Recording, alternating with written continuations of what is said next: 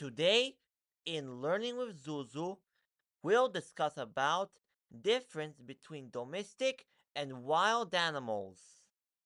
Domestic animals live at homes, in people's homes, while wild animals live in the wild. Domestic and wild are both different places for home animals and wild animals. Wild animals such as tigers, rhinos, elephants, ostriches, zebras, giraffes, lions, and much more live in Africa, a wild place. While domestic animals such as fish, parrots, hamsters, and cats all live together in harmony at home as pets.